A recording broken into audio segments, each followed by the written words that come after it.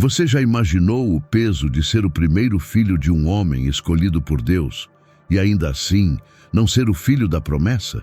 Ismael nasceu carregando em si um paradoxo divino. Foi gerado por vontade humana, mas não escapou dos olhos do céu. Sua história não começou com amor, mas com desespero.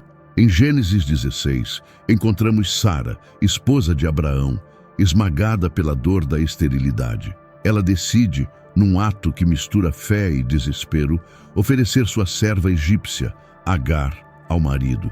Talvez, pensava ela, a promessa de Deus pudesse ser apressada com uma solução prática, ainda que arriscada. E assim, Ismael é concebido, não como fruto de um milagre, mas como resultado de uma decisão apressada. O ventre de Agar se enche de vida e com ele também se inflama o orgulho. A serva, agora grávida, passa a desprezar sua senhora e Sara, ferida no orgulho e na alma, reage com amargura. O lar que deveria abrigar o início de uma bênção se transforma num campo de batalha silenciosa entre duas mulheres ligadas por um mesmo homem e por um mesmo destino. Incapaz de suportar a humilhação, Agar foge para o deserto. Grávida, sozinha, sem rumo. E é ali, no vazio cortante da solidão, que o impossível acontece. O céu se inclina. Um anjo aparece. E pela primeira vez nas Escrituras, ouvimos uma promessa feita não a um patriarca, mas a uma escrava. Tu estás grávida e darás à luz um filho, e chamarás o seu nome Ismael, porque o Senhor atentou para a tua aflição. Gênesis 16, 11. O nome Ismael significa Deus ouve. Sua história começa com um grito no deserto, o grito de uma mulher ferida, aflita, abandonada, e esse grito atravessa o silêncio dos céus e é respondido por Deus. Não havia altar, não havia sacrifício, apenas lágrimas, e foi o suficiente para que o Senhor falasse. Ismael nasce como um testemunho de que mesmo quando tudo começa errado aos olhos humanos, Deus ainda pode escrever uma história com propósito. Forma quando Ismael veio ao mundo, Abraão já contava 86 anos de idade.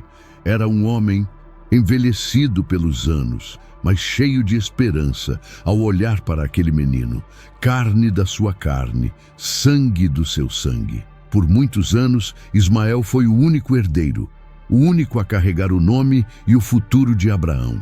Era nos olhos daquele garoto que o patriarca enxergava a promessa de Deus. A cada passo, a cada palavra balbuciada, Ismael parecia ser o cumprimento daquilo que Deus dissera. A afeição de Abraão por ele era verdadeira e profunda, tanto que um dia ele se voltaria ao céu com uma súplica sincera e comovente: tomara que Ismael viva diante de ti. Gênesis 17, 18. Mas o silêncio de Deus se rompe com algo surpreendente. O plano do Senhor era mais alto, mais difícil de entender e mais milagroso. Aos 99 anos, Deus visita novamente Abraão e renova a promessa. Não, Ismael não será o filho da aliança. O verdadeiro herdeiro virá de Sara, aquela que há muito havia perdido a esperança. Uma mulher estéril, de 90 anos, prestes a gerar vida. Deus estava prestes a fazer algo que só Ele podia fazer: transformar a impossibilidade em realidade. E então, em um rito de consagração e obediência, Ismael é circuncidado aos 13 anos de idade, ao lado de seu pai. Um ato sagrado, símbolo da aliança entre Deus e Abraão. Mas havia algo a mais naquela marca feita na carne. Era também o início de uma linha divisória invisível. Ismael estava dentro do pacto por sangue, mas fora da promessa por desígnio. Seu nome estava entre os de Deus, mas seu destino seguiria outro caminho. O lar de Abraão já não era mais só dele. A chegada iminente de Isaque mudaria tudo. O menino que cresceu sob o amor exclusivo do pai, agora teria que aprender a conviver com a tensão silenciosa de não ser o escolhido. Sua presença, antes celebrada, passaria a ser incômoda. E a casa do patriarca, outrora cheia de esperança, se tornaria um terreno sensível, onde um simples olhar ou gesto poderia acender a faísca da rejeição. Quando Isaque finalmente nasce, o silêncio da espera é quebrado pelo som de riso. Não qualquer riso, mas um riso milagroso. Deus me deu motivo de riso, declara Sara entre lágrimas e assombro. Gênesis 21:6. E de fato, aquele menino era motivo de espanto para todos. Um filho nascido de uma mulher de 90 anos, com o ventre há muito considerado morto. O impossível tinha agora olhos, mãos e choro. O lar de Abraão se enche de júbilo e por um momento tudo parece se encaixar. Mas nem todo riso é puro, nem toda alegria permanece intacta. Anos se passam até o dia do desmame de Isaque, um evento digno de celebração, com banquetes e convidados. O ar está cheio de música, tambores e perfume de carne assada. Mas em meio à festa, algo acontece. Entre risos e danças, Ismael, agora um adolescente forte e observador, se volta para o irmão mais novo e zomba dele. Um gesto que parece inofensivo à primeira vista, mas que aos olhos de Sara foi mais do que provocação. Foi ameaça. Foi como se o olhar de Ismael, naquele instante, deixasse escapar algo mais profundo. A sombra de rivalidade, a lembrança de que ele, o primogênito, estava sendo lentamente empurrado para fora do cenário. E então Sara, antes mãe sem filhos, agora leoa que defende o herdeiro da promessa, não hesita. Expulsa esta escrava e seu filho. Gênesis 21:10. Palavras que cortam como espada, palavras que não pedem explicação, palavras que ferem o coração de Abraão. Abraão, o pai dos dois, sente-se dividido. Segundo os costumes da época, Ismael era mais do que o filho de uma serva. Ele era legalmente seu herdeiro, pois havia sido gerado por sua serva pessoal em nome de Sara. A lei o amparava, a tradição o protegia, mas a promessa o excluía. E é então que o céu, que tantas vezes silenciou, agora se manifesta com voz firme. Deus fala: não te pareça mal, porque em Isaque será chamada a tua descendência. Gênesis 21:12. É como se o próprio Criador dissesse: eu vejo a dor, mas o meu plano é maior que a tua lógica. Abraão deve deixar ir, deve confiar que Deus cuidará do filho que ele tanto ama, mesmo que isso signifique vê-lo partir sem saber para onde. A casa da promessa está sendo purificada. E o preço da promessa, às vezes, é a renúncia do que parecia certo aos olhos humanos. Lançados para fora, mãe e filho caminham sem rumo. O sol do deserto de Berseba queima implacável sobre os ombros de Agar, e cada passo afunda mais fundo na areia quente da rejeição. A água que Abraão lhes deu termina. As forças de Ismael se esgotam.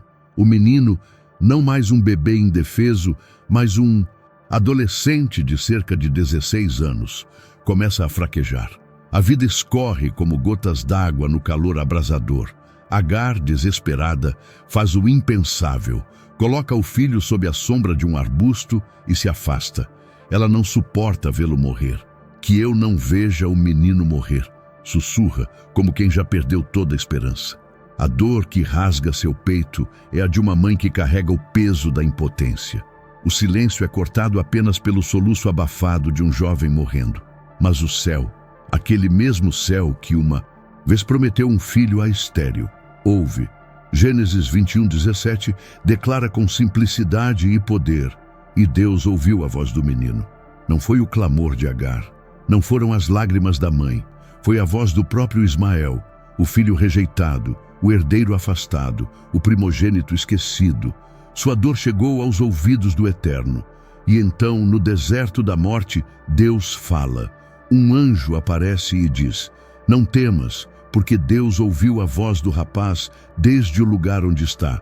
Levanta-te, ergue o moço e segura-o pela mão, porque dele farei uma grande nação. Gênesis 21:17-18. O improvável recebe uma promessa. O abandonado é erguido. O condenado à morte é resgatado pela graça divina. Deus abre os olhos de Agar e ela vê um poço. A água da vida jorra no lugar onde antes havia desespero. Ismael bebe, sobrevive e mais, prospera. A partir dali, o menino cresce longe dos palácios e da tenda de Abraão. Não herda terras nem rebanhos, mas herda algo que ninguém pode tirar, a promessa de que dele surgirá um povo nômade, forte, indomável. Ismael torna-se caçador, domina o arco e flecha, aprende a sobreviver onde muitos pereceriam. No deserto de Parã, constrói sua história longe dos holofotes, longe da bênção visível, mas ainda sob os olhos atentos de Deus. Agar, com sabedoria e raízes egípcias, busca uma esposa para o filho, e ali, na terra que o rejeitou, a vida recomeça. Sem bênçãos cerimoniais, sem alianças públicas, sem herança material, mas com aquilo que poucos compreendem, o cuidado silencioso de um Deus que nunca fecha os ouvidos a quem clama do fundo do vale. Forma, o menino do deserto cresceu. O jovem que quase morreu sob um arbusto agora se torna patriarca de seu próprio povo. Ismael tem 12 filhos e uma filha. E esses filhos não são apenas nomes em um registro antigo, mas líderes. De suas vidas nascem clãs. De seus clãs surgem tribos, 12 ao todo. Um reflexo intrigante do que mais tarde aconteceria com os descendentes de seu meio-irmão, Isaque. 2 linhagens, 2 caminhos, ambos organizados sob a marca do número 12, número que na Bíblia sempre aponta para governo, estrutura e promessa. Gênesis 25 registra os nomes dos filhos de Ismael, e esses nomes não desaparecem nas areias do tempo. Eles ecoam através dos séculos, fundando povos que mais tarde seriam conhecidos como árabes. Eles crescem nômades, vivendo em tendas, viajando com seus rebanhos, tornando-se mestres do deserto.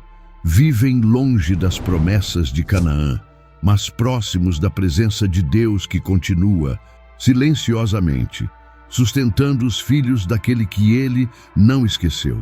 E mesmo fora da aliança principal, Ismael não é ignorado por seu pai. Abraão, em um gesto de honra e justiça, entrega dádivas a Ismael ainda em vida. Talvez bens, talvez território, talvez palavras de bênção que não ficaram registradas nas Escrituras, mas que moldaram o coração do filho exilado. Abraão não o amaldiçoa, não o abandona, não o apaga da história. Ele reconhece: aquele jovem forte, moldado no deserto, também carrega o seu sangue.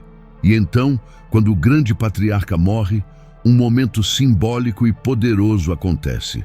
Isaque e Ismael, os irmãos outrora rivais, filhos de mães em conflito, herdeiros de caminhos diferentes, agora se reencontram, não para disputar, mas para enterrar o pai, juntos, lado a lado, sem palavras registradas, sem gestos dramáticos, apenas presença.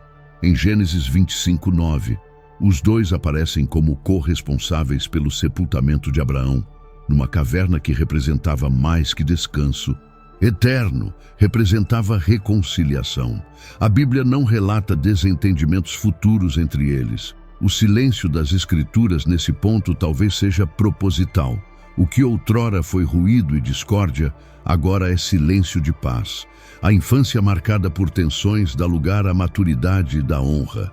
Não há registro de abraços, mas também não há registro de guerras. Apenas o fim digno de um pai, sepultado por 2 filhos que, apesar de tudo, aprenderam que sangue fala mais alto que desavença, e que as promessas de Deus, mesmo quando seguem rumos diferentes, nunca se anulam, apenas se expandem. Forma o nome.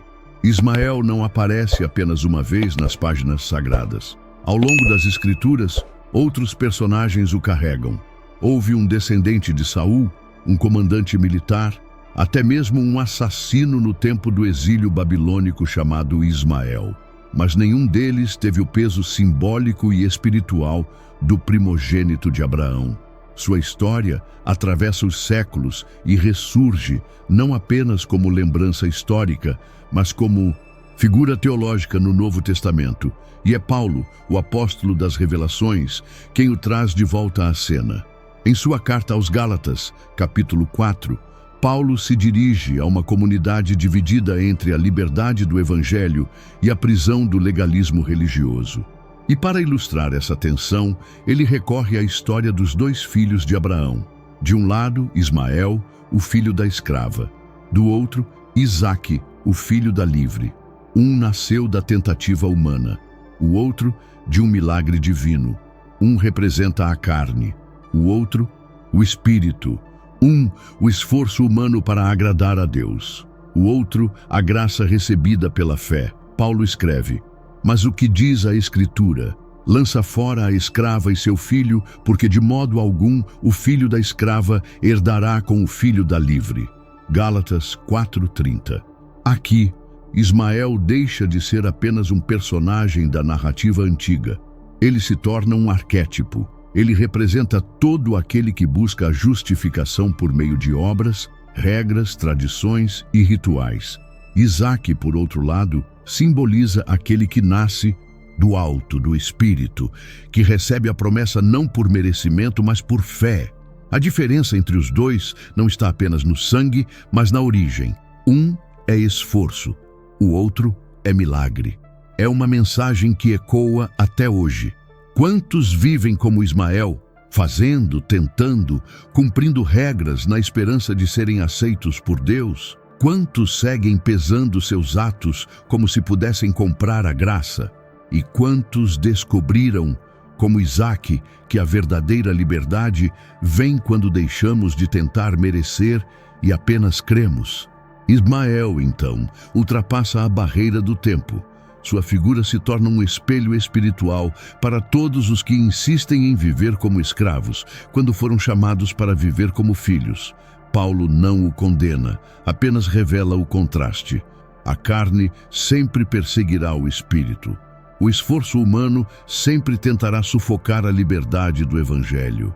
E por isso, a mensagem é clara: lança fora a escrava e seu filho. Abandone o fardo da religião baseada em mérito e abrace a liberdade de ser filho, herdeiro, amado. Assim, Ismael permanece vivo, não apenas nos registros antigos, mas como símbolo eterno de um caminho que muitos ainda escolhem, quando a graça já abriu outro. Ismael não foi o filho da aliança, mas foi abençoado. Não foi o escolhido, mas foi ouvido. Seu nome significa Deus ouve. Ele é a prova viva de que mesmo quando nossas histórias não seguem o roteiro da promessa, Deus não nos ignora. Ele está atento à dor dos desprezados, dos que foram afastados, dos que vivem à margem. A história de Ismael nos ensina que nem toda bênção precisa vir de um lugar de perfeição.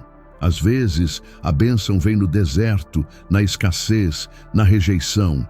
Deus cuidou de Ismael porque Deus é um pai que ouve. Talvez você esteja se sentindo esquecido, preterido, fora da promessa. Mas a história de Ismael mostra que Deus não se esquece de ninguém que Ele mesmo formou. Ainda que você tenha sido lançado fora, Ele te vê, Ele te chama e Ele ainda tem planos para a sua vida. Ismael não era o escolhido, mas foi ouvido, e você também será. Se essa história tocou seu coração, escreva nos comentários: Deus ouve até no deserto. Vamos compartilhar essa verdade com quem precisa ser lembrado disso. Não esqueça de se inscrever no canal para mais estudos bíblicos impactantes como este. E se quiser apoiar nosso ministério, considere se tornar um membro do canal. No final deste vídeo, deixaremos 2 recomendações com histórias profundas da Bíblia que vão fortalecer ainda mais sua fé. Que o Deus que ouviu Ismael te ouça também hoje. Amém.